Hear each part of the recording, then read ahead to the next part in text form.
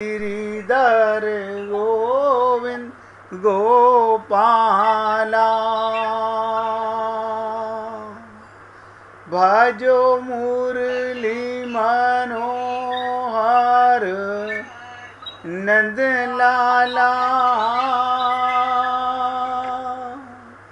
भजो मुरली मनोहर नंद लाला भजो गिरिधर गोविंद गोपाला भजो गिरिधर गोविंद गोपाला भजो मुरली मनोहर नंद लाला भजो मुरली मनोहर नंद लाला भजो गिरिधर गोविंद गोपाला भजो गिरिधर गोविंद गोपाला बोलिए वृंदावन बिहारी लाल की जय जय श्री राधे जय जय श्री राधे। सभी भक्तों से निवेदन, बहुत एकाग्रचित होकर सत्संग के प्रत्येक शब्द को पूरी गहराई से समझने का प्रयत्न कीजिए। आपके साथ तृप्ता जी आवाज़ बंद कर लीजिए मोबाइल की।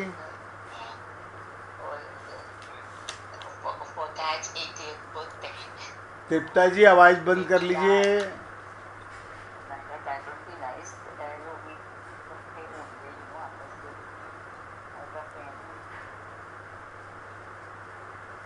तृप्ता जी आवाज़ बंद कर लीजिए मोबाइल की अपने।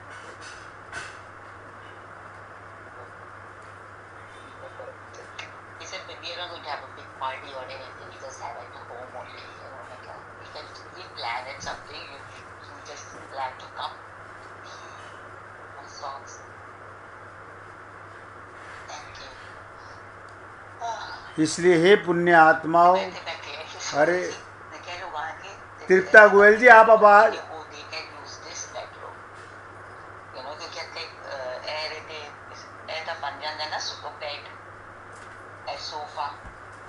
क्या करें बताओ।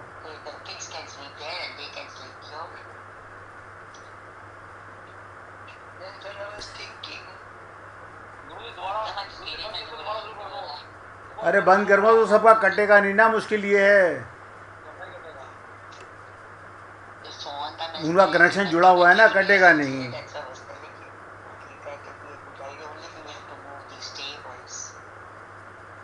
तृप्ता जी मोबाइल बंद कर लीजिए अपना।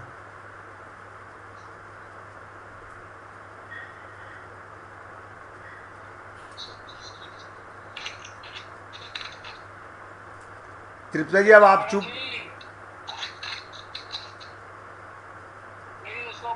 अब कर लिया भैया उन्होंने।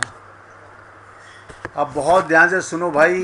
देखो एक आदमी के जरासी सी उससे 2 मिनट डिस्टर्ब हो गए। इसी प्रकार आप और हम लोग जीवन में पता नहीं कहाँ कहाँ डिस्टर्ब रहते हैं। कल हम आपके साथ चर्चा कर रहे थे कि विश्वामित्र जी तो जान गए कि हरि की कृपा के बिना ये मन के पापी राक्षस मरेंगे नहीं, और उन्होंने प्रभु राम का भगवान को ढूंढना शुरू किया।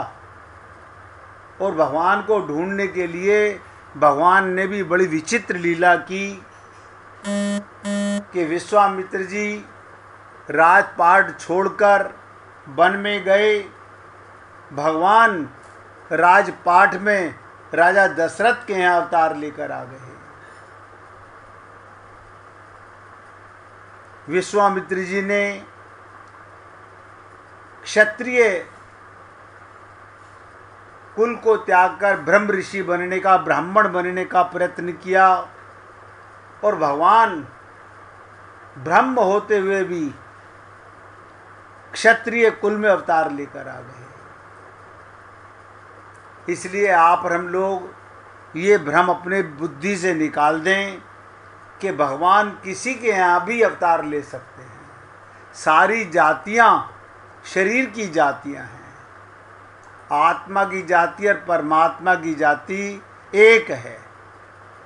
और आप और हम लोग शरीर की जाति को लेकर बड़ा अहंकार और अभिमान करते हैं।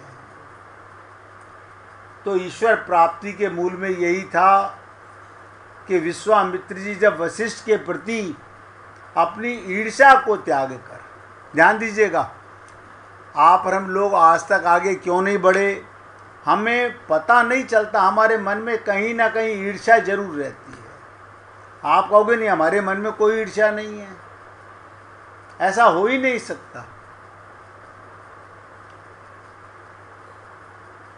अपने अहम का परित्याग करके भगवान को पाने की दिशा में बढ़े। इसलिए जो व्यक्ति ईर्ष्या को त्याग कर, अपने अहम को, अहंकार को त्याग कर भगवत प्राप्ति की ओर बढ़ेगा, उसे भगवत प्राप्ति होगी। कल आपके साथ ये निवेदन किया गया। हमने कल ये भी कहा कि जब वशिष्ठ जी से ही सबसे बड़ी ईर्ष्या थी और विश्वामित्र जी को वशिष्ठ जी के पास ही जाना पड़ा, उसी कुल में जाना पड़ा जहाँ वो गुरु थे। तो जब उन्होंने राम लखन को मांगा दशरथ जी से, उन्होंने मना किया, लेकिन भगवान कैसी कैसी लीलाएं कराते हैं कि वशिष्ठ जी ने कहा कि नहीं, यहाँ लेने देने की बात बदल गई। तब वशिष्ठ बहुविधि समझावा, राजा को समझाने का काम है वशिष्ठ जी का। और उनसे कहा नृप संदेह नाश कह पावा, भगवान की प्राप्ति और सांसारिक वस्तु की प्राप्ति में अंतर क्या है। अब ध्यान दीजिएगा, सांसारिक वस्तु को पाना और भगवत प्राप्ति करना। संसार की वस्तुएं जिन्हें प्राप्त हो जाती हैं वो चाहते हैं दूसरों को ना मिले, ईर्ष्या उत्पन्न होती है। परंतु जिनको भगवान मिल जाते हैं वो यही चाहते हैं भगवान सबको मिल जाएं। ये रट लो, जिसे भगवत प्राप्ति हो गई वो यही चाहेगा कि सबको भगवान मिल जाएं, क्योंकि वहाँ बंटवारे की बात ही नहीं है। ये जो पूर्ण है परमात्मा, देखो संपत्ति का बंटवारा करो तो कम होती है, धन का बंटवारा करो तो कम होती है, परिवार का बंटवारा करो तो कम होता है, लेकिन भगवान पूर्ण थे, पूर्ण हैं, पूर्ण ही रहेंगे। लाखों करोड़ों जीव भगवान से प्रेम करते हैं, भगवान सबको प्राप्त होने के लिए तैयार हैं। इसलिए मैंने कल निवेदन किया था, ईर्ष्या से पूरी तरह छुटकारा तभी मिलता है जब व्यक्ति पूर्ण को पा लेता है, जब उसे अपने को ब्रह्म ज्ञान हो जाता है और परमात्मा का अनुभव होने लगता है। कम ज़्यादा बढ़ने घटने की बात ही नहीं है, वहाँ ईर्ष्या वृत्ति समाप्त हो जाती है। तो कल आपके साथ निवेदन किया गया कि प्रताप भानु के जीवन में भी यही दोष था और उसे रावण और कुंभकर्ण बनना पड़ा, इसी ईर्ष्या, इसी अभिमान के कारण। इसलिए किसी भी व्यक्ति में जब तक ईर्ष्या होती है तो किसी में कोई विशेषता देखकर ही होती है। अगर किसी में कोई गुण है, उसकी विशेषता को देखकर ईर्ष्या उत्पन्न होती है, परंतु उसमें भी कोई ना कोई दुर्बलता तो होती है। ईर्ष्यालु व्यक्ति क्या करता है, उसकी दुर्बलता को पकड़ता है। रामायण में कल मैंने आपसे चर्चा की, हनुमान जी ने ईर्ष्या की सबसे गंभीर व्याख्या की गई हनुमान जी के प्रसंग में। वहाँ तुलसीदास जी ने कहा, हनुमान जी लंका की ओर जा रहे हैं, उनकी वो यात्रा सीता को पाने की यात्रा है। आप और हम सब लोग भी भव सागर में आए हैं, क्या खोज रहे हो? अगर शांति स्वरूपा सीता नहीं मिली तो आपका मनुष्य शरीर में आना बेकार गया। और हनुमान जी सीता तक कैसे पहुँचे, कल इसकी चर्चा की, लेकिन मुझे लगा इतनी आसानी से समझ नहीं आता। हनुमान जी जब उनके पास, सीता जी के पास पहुँचे तो आपस में चर्चा हुई। मन संतोष सुनत कपिवाणी, भक्ति प्रताप तेज बलसानी। सीता जी उनकी बातें सुनकर संतुष्ट होती हैं और उन्हें आशीर्वाद देती हैं। यही प्रसंग विस्तार से चर्चा करने का अवसर मैंने आपसे कभी कहा था। तो संतोष साधन है और शांति साध्य है। जब तक संतोष नहीं तो शांति नहीं मिलेगी। कहते ना, जब आवे संतोष धन, सब धन धुरी समान।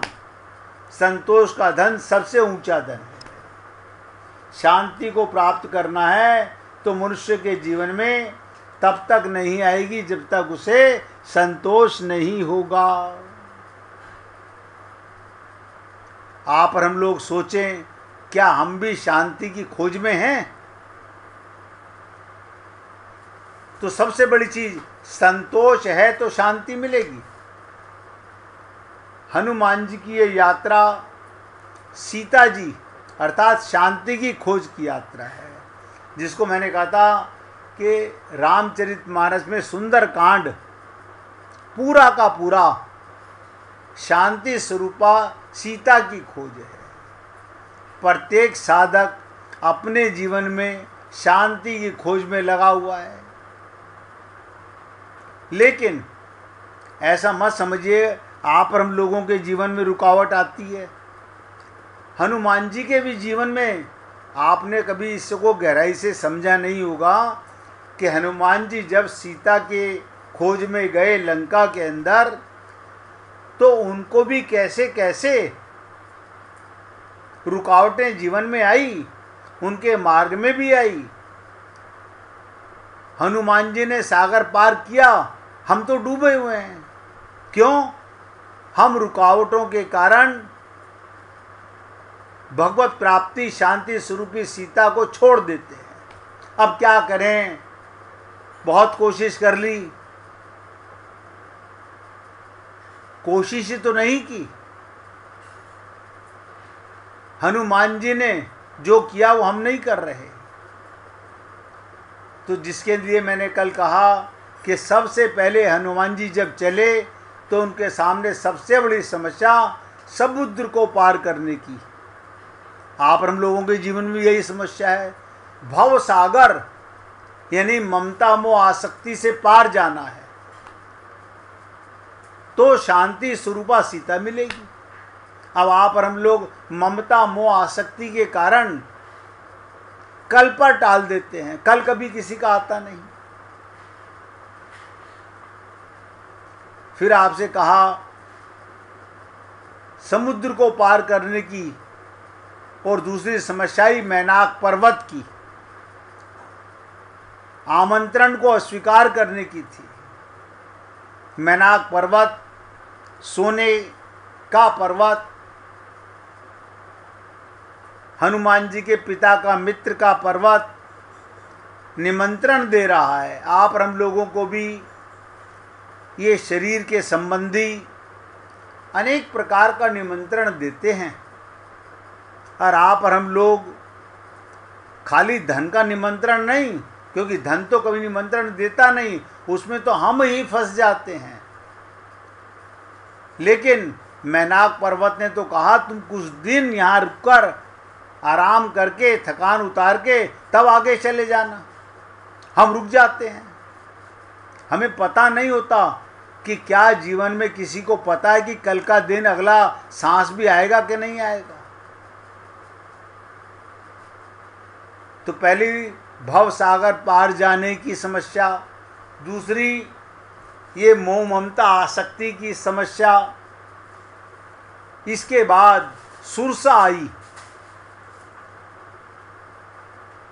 यानी जो हमको अपनी ओर खींचकर, तो समुद्र की लहरें आएंगी हमारे जीवन में भी,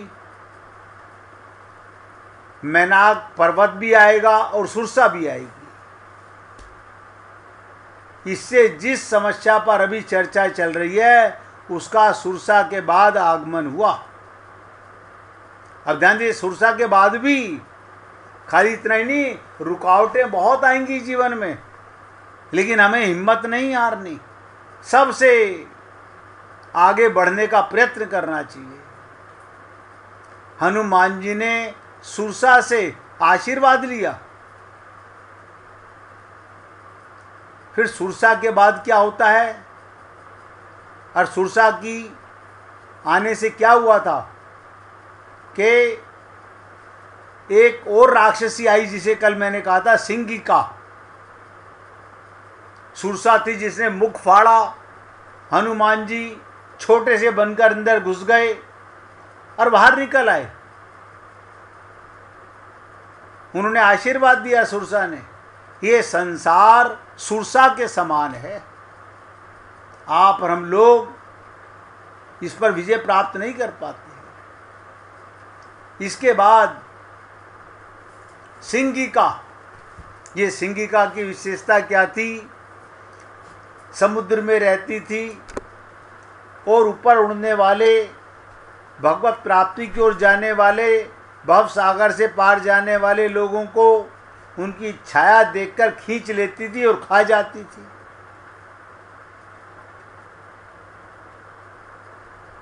हनुमान जी ने सोचा कि मेरी गति रुक कैसे गई। कल मैंने बहुत चर्चा की इसके ऊपर।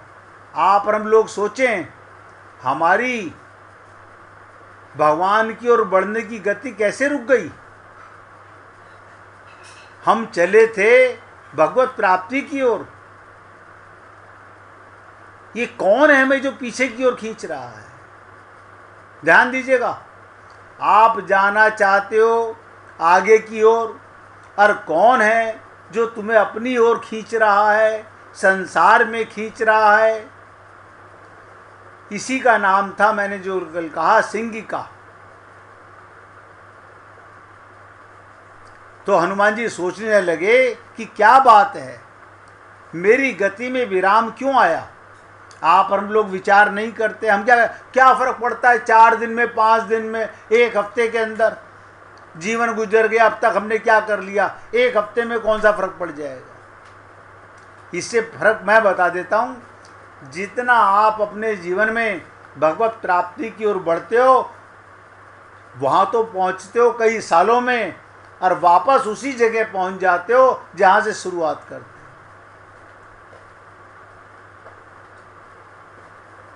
तब उन्होंने सूक्ष्म दृष्टि से, आप हम लोग सूक्ष्म दृष्टि से नहीं देखते, नीचे समुद्र में छिपी राक्षसी को देखा। सिंगिका नाम उस राक्षसी की विशेषता यही थी, आकाश में किसी को उड़ते देखकर उसकी छाया को पकड़ लेती थी और उसे नीचे गिरा कर खा जाती थी। उसका यही कार्य था। हनुमान जी ने तुरंत उसे पहचान लिया। क्या मतलब, हम सब सिंगिका को नहीं पहचानते, यहाँ तक चर्चा मैंने कल की थी। ये सिंगिका क्या है, हमारी ममता, हमारा मोह और हमारी आसक्ति, ये हमें खींच लेती है। भगवान ने अपने दरवाजे बंद नहीं किए अपनी प्राप्ति के लिए, उसने तो मौका दिया आपको ये मनुष्य शरीर उसी ने की कृपा से मिला है। लेकिन हनुमान जी पहचान गए, हम नहीं पहचानते। तो रामचरितमानस में आया, तासु कपटु कपि तुरंत ही पहचाना। कौन है ये सिंह का? ये भी ईर्ष्या की वृत्ति है। कोई तुमको आगे बढ़ता देखेगा तो पीछे रोकेगा, अरे ये कैसे आगे चला गया, ये कैसे भगवान की भक्ति की ओर बढ़ गया, खींचो इसे पीछे। इसकी सबसे बड़ी विचित्रता ये है, समुद्र में रहकर भी जल के जंतुओं को नहीं खाती, पृथ्वी के जीवों को नहीं खाती, आकाश में उड़ने वाले उसी को खाती है। ये ईर्ष्या की सर्वाधिक विचित्र स्वभाव है। बराबरी वालों को खाने में क्या मजा? ध्यान दो, बराबरी वाले को क्या खाना? जो भी थोड़ा ऊपर उठता दिखाई दे उसको खींचकर गिराना और खाने में उससे आनंद आता है। आपको नहीं नजर आएगा कि आपके जीवन में भगवत प्राप्ति में रुकावटें कहाँ से और कैसे आती हैं, कौन आपका समय बर्बाद कर रहा है। यही सिंह का रूप है। अब आप सोचिएगा, पहले तो भवसागर पार करना, फिर मैनाक पर्वत पार करना, फिर सुरसा को पार करना, फिर सिंहिका को मारना, ये सारी रुकावटें हनुमान जी को सीता की खोज में आई। और आप और हम लोग क्या सोचते हैं, मंदिर में गए पूजा कर ली, हो गए भगवत प्राप्ति। हम इतना सरल समझते हैं। हम सब मन के गुलाम, अरे ये समझते हैं हाँ बस ठीक है, कर तो लिया हमने।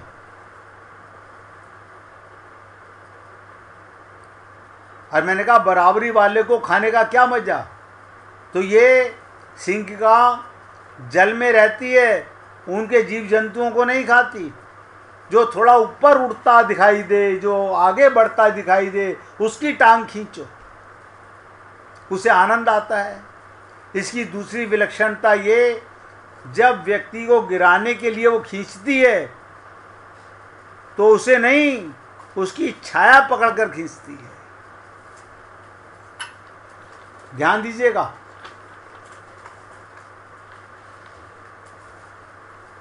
कि ये अभिमान की छाया है। ईर्ष्यालु व्यक्ति का स्वभाव भी ऐसा ही होता है, उसकी भी व्यक्ति की दुर्बलता पर दृष्टि होती है। इसकी दुर्बलता क्या है, उस दुर्बलता को पकड़ लो, ये अपने आप नीचे चला आएगा।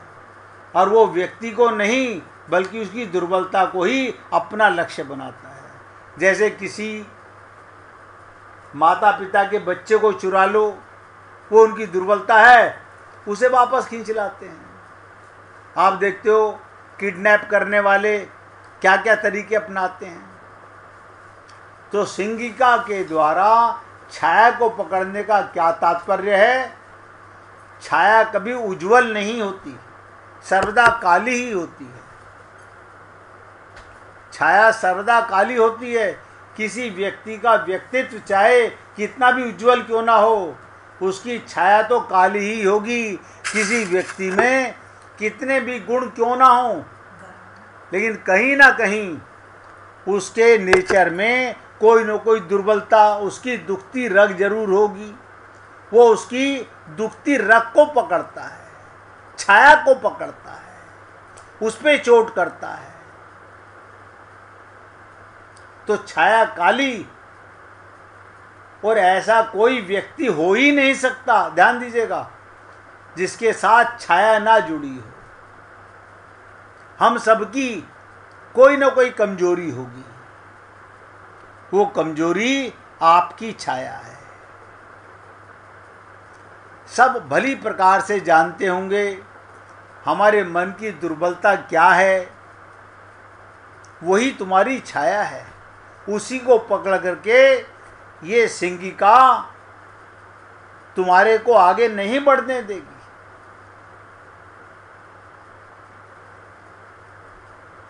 ऐसा कोई व्यक्ति नहीं जिसकी छाया ना हो। हनुमान जी की भी छाया तो थी, परंतु वो थोड़ी अलग प्रकार की थी। वो छाया सिंहिका के लिए धोखे की सिद्ध हुई।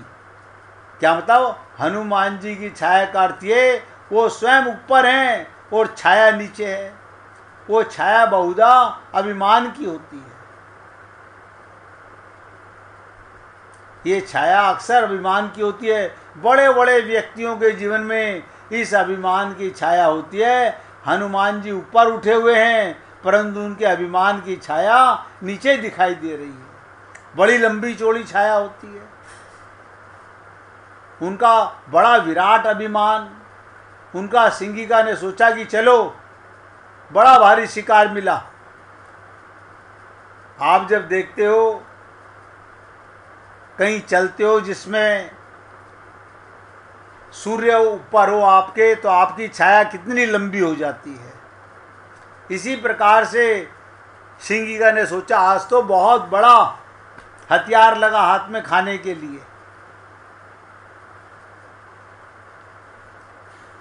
अब बड़ा भारी शिकार मिला, इस बंदर को गिराने में बड़ा मजा आएगा। इसमें भी तो अभिमान है। जिसमें छाया है, अभिमान है, जिसमें कमजोरी है, वो गिरेगा कैसे नहीं। परंतु यहाँ वो धोखा खा गई। उसने देखा नहीं, अब तक उसने जितनी छाया पकड़ी थी उसमें और इस छाया में अंतर क्या था। आप में और हम में और हनुमान जी में अंतर क्या था, पूरी एकाग्रता से समझिएगा। उसने सोचा था जैसे सब में अभिमान होता है, हर व्यक्ति में कुछ ना कुछ अभिमान होता है, तो उसने सोचा जैसे सब में अभिमान होता है ऐसे ही हनुमान जी में भी अभिमान होगा। ऐसे ही हनुमान जी में भी अभिमान होगा। परंतु वास्तविकता क्या है, उसमें अभिमान तो है। उनका अभिमान ना तो धन का था। ध्यान से सुनो। अब आप सोचिएगा अभिमान भी हो तो किस चीज का होना चाहिए। ना तो धन का अभिमान, ना बल का अभिमान, ना बुद्धि का अभिमान। उनमें तो बस एक वस्तु का अभिमान था।